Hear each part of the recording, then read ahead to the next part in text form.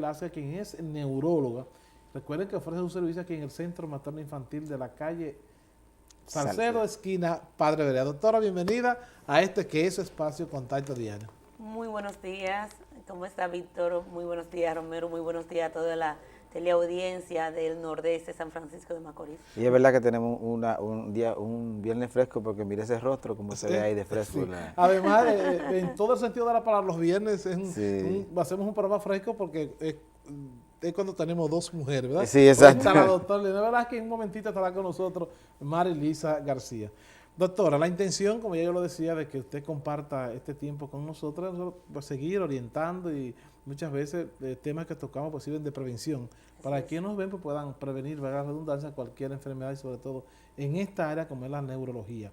Doctora, hoy vamos a hablar, o usted va a hablar del mal de Parkinson. Y fue interesante definir qué es el mal de Parkinson. Ok, no, vamos a hablar, Sí, porque en realidad, claro que sí. Aquí la experta es ustedes, usted. ¿no? Sí, exacto, Ustedes me van a acompañar, claro que sí. Digo, aquí el inexperto soy yo, Sí.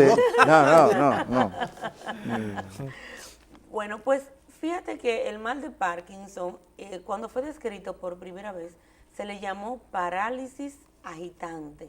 Y si tú te pones a ver, son dos palabras como contradictorias. O algo que está paralizado, ni modo, no se mueve. Y algo que está agitado, se mueve mucho. Entonces fue descrita por primera vez por James Parkinson en el año 1817.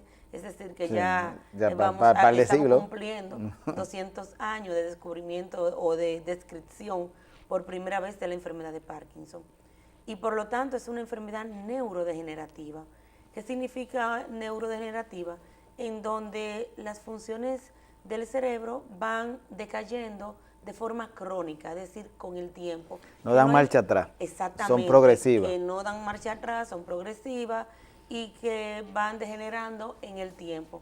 Y por lo tanto, es una enfermedad neurodegenerativa que afecta el control de los movimientos voluntarios. ¿Okay? O sea, ¿qué quiere decir? Que los movimientos voluntarios no es, valga la redundancia, el movimiento autónomo que tenemos los órganos por dentro, que ellos se mueven solos sin tener que... Tú no le dices al corazón late. No. Tú no le dices al estómago da una contracción para vaciarse, no, porque eso se llama autónomo. Entonces, lo que la doctora dice es esto, lo que yo voy a agarrar esto, voy a agarrar la mano a Víctor, eso es voluntario. Entonces, ¿cómo lo visualiza la gente común y corriente para poder darse cuenta que en su familiar hay algo raro, que lo está notando un poco raro? Esa es la parte más importante. La enfermedad tiene síntomas motores y síntomas no motores. Cuando hablo de motor, hablo de movimiento, ¿ok? Entonces, los síntomas motores son los que generalmente llevan al paciente al médico, como el temblor. Es un temblor en reposo, es un temblor involuntario, generalmente comienza en las manos, predomina en un lado más que en otro, generalmente derecho o izquierdo, no tiene predominancia. Y ese temblorcito tiene una característica especial que es en cuenta moneda. El paciente, tú lo ves haciendo esto, tranquilito, sentadito, en cuenta monedas. Eso no es el síntoma inicial, pero es uno de los síntomas principales, ¿ok? Que es lo que generalmente la gente podría decir, ay, él es medio nervioso. Exactamente, lleva el paciente al médico. Otro síntoma importante es la bradiquinesia. En bradi significa lentitud y kinesia o cinesia, movimiento. Es decir, una disminución o lentitud en los movimientos. Si era una persona que anteriormente se desarrollaba de forma normal, hacía todas funciones, de un momento a otro se le hace pesado abrocharse la camisa, buscar cualquier cosa. Generalmente los parkinsonianos, cuando van a buscar algo, se estresan y comienza el temblor y comienza la disminución del movimiento. Y por lo tanto, esos pacientes van haciendo una disminución en la mímica. ¿Qué significa eso? Que quien lo ve no puede darse cuenta si él está contento de por sí, o si está triste, o si está enojado. La expresión facial se queda como una máscara, incluso se le llama fase de máscara. Que no envejecen. Bueno, no directamente prácticamente no envejecen. que no envejecen, sino que no se muestran las expresiones. No, por ejemplo, yo soy muy expresiva. Generalmente, si yo tomo un coraje y el que está al lado mío me conoce sabe que tengo un coraje. Pero las personas con Parkinson, tú los saludas y aunque ellos se sientan contentos o felices, tú le notas la misma expresión. Si están guapos o enojados, la misma expresión. Porque no es porque ellos quieran tener control sobre eso. En el caso también, que en lo familiar, es bueno también de notar, cuando se va a tomar un vaso, cuando va a beberse el café, ya llega un momento que no quiere beberse el café para no hacerlo en público. Exactamente, sí, ya en ese caso iría más avanzado. Entonces, en ese caso, aunque es el movimiento o el temblor es voluntario, es reposo, generalmente, aunque tomar algo es voluntario, se hace tanto que cuando va a tomar una taza y se la va a llevar, ese es el movimiento característico que va haciendo. Y antes de llegar a la boca, ya la mitad del café o de la comida o lo que sea, queda en la ropa o en el cuerpo del paciente. Igualmente, cuando el paciente está jugando domino, se puede notar jugando baraja o casino, generalmente en los movimientos. Y hay otra característica que tiene que ver con el movimiento y es que el paciente se torna rígido. Usted lo nota que el paciente caminaba normal. Generalmente cuando caminamos hacemos la locomoción, llevamos un pie adelante, un pie hacia atrás y el pie que llevamos hacia adelante, ese brazo lo llevamos hacia atrás, es decir, pie derecho hacia adelante. Una mecánica inversa. Sí. Es inversa, ¿ok? Los pacientes con Parkinson caminan rígidos y posteriormente va avanzando. Una especie de Charlie Chaplin. Más o menos. Va avanzando, va avanzando. Como paso de pingüino, así. El paciente se va encorvando hacia adelante, que es lo que le llamamos una alteración en la postura. Se quedan con los brazos flexionados hacia adelante y caminando lento a paso corto, que se le llama marcha de pequeños pasos, que es como lo que tú dices, Sergio, que es como si fuera Charlie Chaplin. Lo que hemos visto en la película de Charlie Chaplin, que sabemos que generalmente era como un pingüinito de los cómics. Sí, exactamente. Muy curioso. Y así va desarrollando. Generalmente el paciente dura mucho para llegar a la consulta, porque cuando llega ya la enfermedad está muy manifiesta. Doctora, perdón, ¿hay una edad promedio que una persona puede padecer de ese problema? Sí, generalmente por encima de los 65 años. Le hago una pregunta, doctora, porque recientemente, no recuerdo ahora las personas, un cercano, una edad muy joven y padeciendo del mal de Parkinson. Sí, generalmente la edad promedio es 60, 65 años, de ahí en adelante, pero aproximadamente un 5% de todas las personas que hacen Parkinson lo pueden hacer antes de los 40, de los 45 años. Incluso puede haber Parkinson a los 30 y pico. Es algo esporádico, no es lo común. Y generalmente la causa es genética cuando ocurre en esa edad temprana. Porque se estima que el Parkinson representa el 1% de la población mundial tiene Parkinson. Mucho todavía. Es la enfermedad neurológica neurodegenerativa que puede ser más frecuente. ¿Y qué lo produce, doctor? Porque en el Parkinson las causas son esporádicas, podríamos decir, esporádicas o multifactoriales. Quiere decir que son muchas cosas y nada al mismo tiempo. Porque la causa concreta de la enfermedad de Parkinson se desconoce a la actualidad. 200 años estudiando la enfermedad de Parkinson y todavía su causa se desconoce. Sin embargo, hay causas que consideramos que pueden estar implicadas. Dentro de ellas está la edad, porque sabemos que es una enfermedad neurodegenerativa y cuando el paciente va envejeciendo puede haber presencia de cuerpo de Lewis.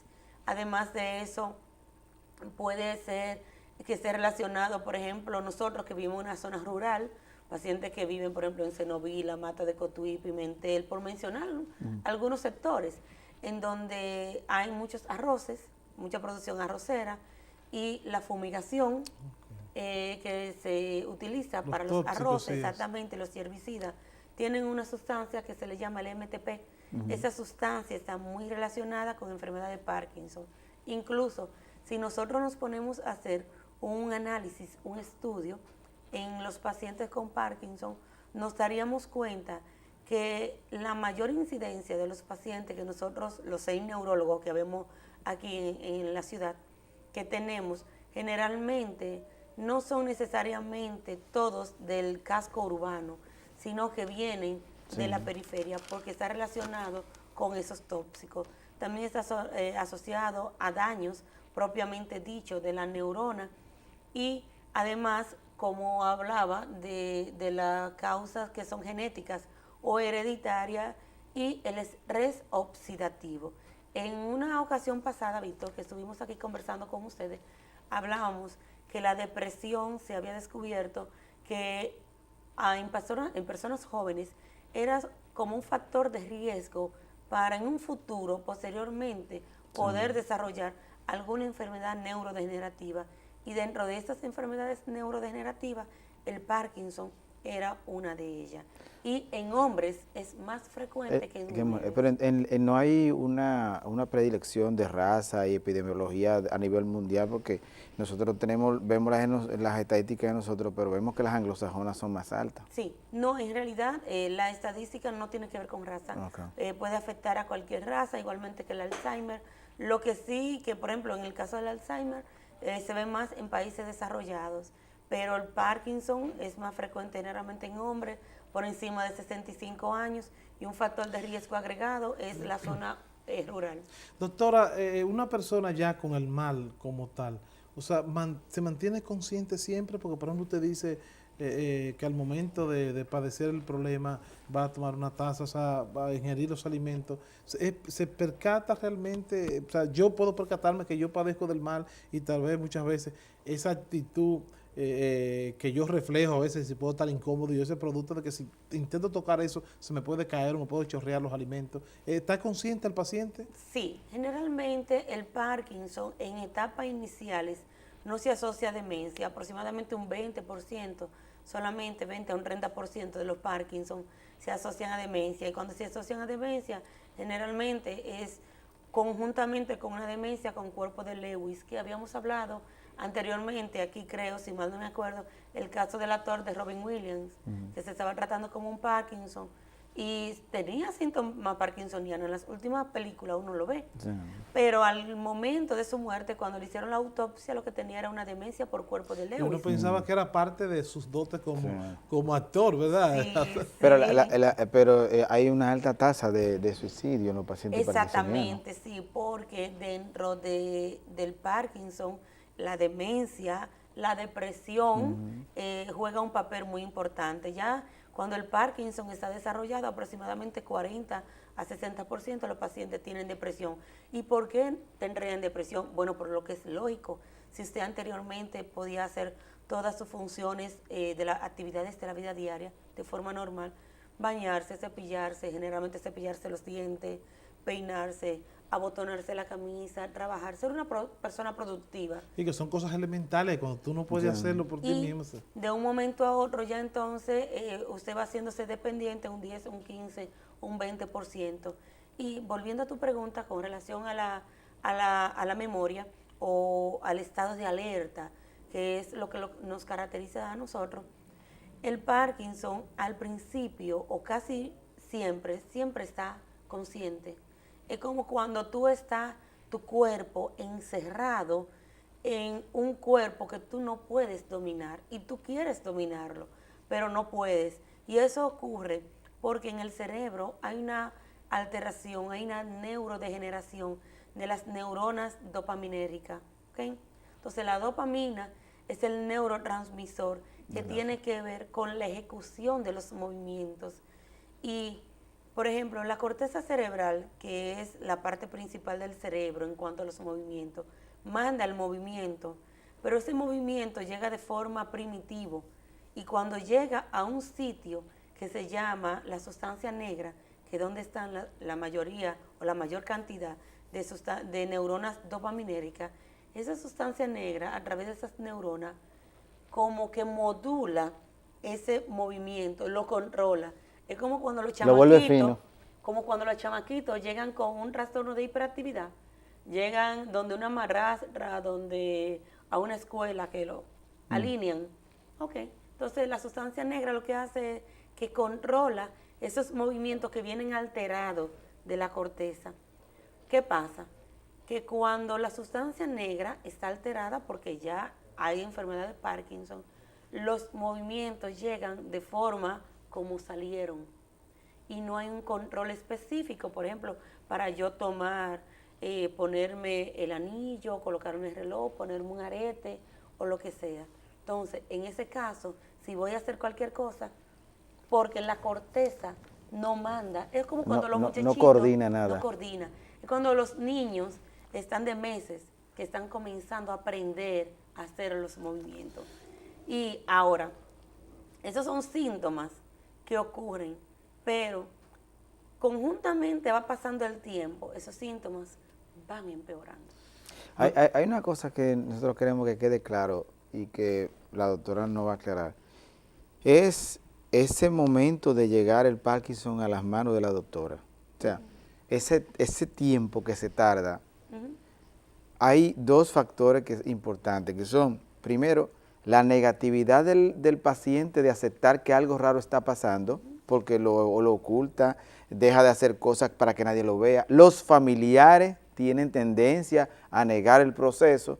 Entonces, esas dos cosas, ¿usted cree que son las condiciones que pueden ser que el paciente llegue tarde a donde esté?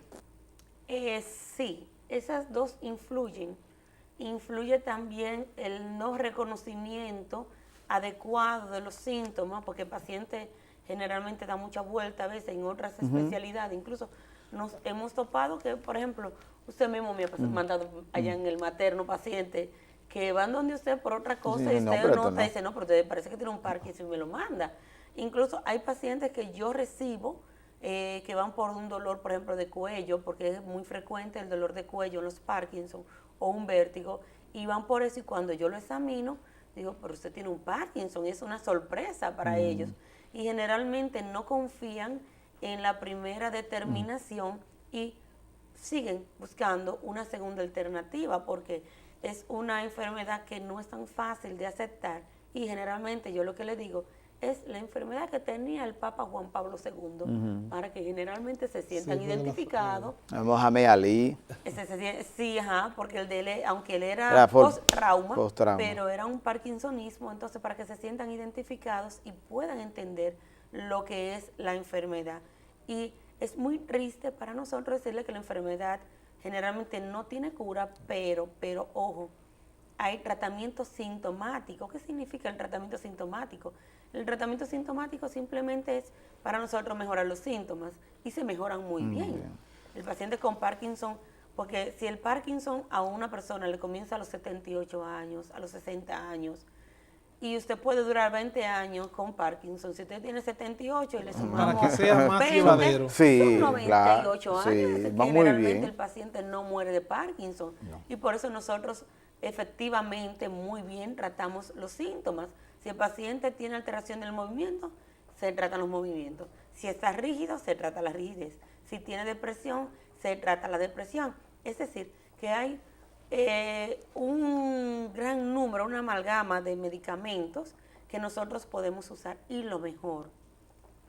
Se lo digo mirando a la cámara para que se haga un paciente, algún familiar que tiene Parkinson y le han dicho cualquier colega o yo o quien sea que tiene Parkinson, que use su tratamiento porque lo mejor en el Parkinson es el diagnóstico a tiempo, es decir, un buen reconocimiento y un tratamiento efectivo a tiempo, porque es lo mejor.